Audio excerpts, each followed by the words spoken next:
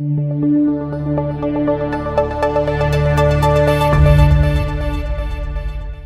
Summer Olympic Games of 1964 was held in Tokyo, Japan. Many nations were represented. Representing Sri Lanka was a long-distance runner named Ranatunga Karunananda. Karunananda would run the 10,000-meter race, 25 laps in all. The race was won by Billy Miles of the USA. When Miles finished the race, Karunananda was still 4 laps behind him. The spectators expected him to quit, but he kept running. The spectators eventually realized that this unknown athlete was determined to finish the race. So the jeers and booing turned to applause. On his final lap, the applause grew louder as this crowd inspired and kept on encouraging this athlete to finish the race. He finally finished and fell across the line. In his interview, he said, "The Olympic spirit is not to win, but to take part." In a race, it is important how we start. It is important how we run. But in the end, how we finish matters.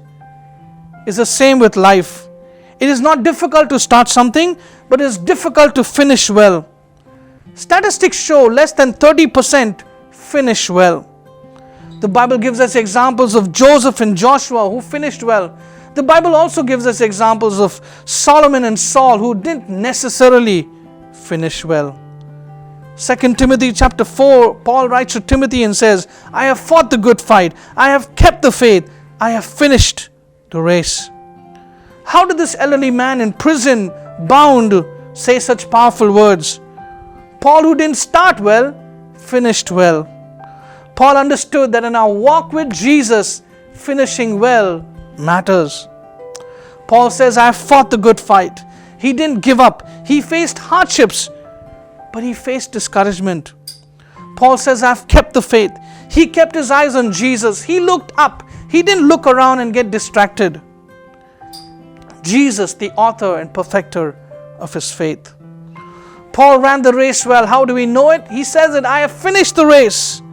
His goal was heaven, and he kept his eyes on his goal.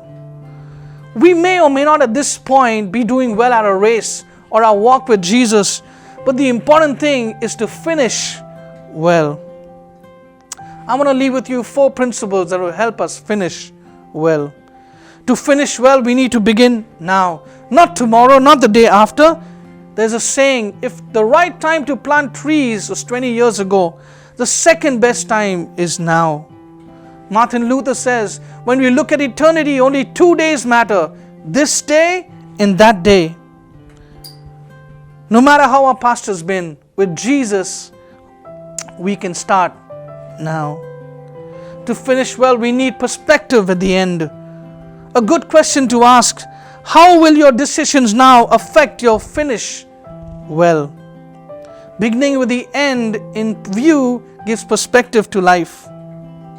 When we think about eternity, our choices, our decisions, our thoughts, our actions all change. To finish well, relationships matter.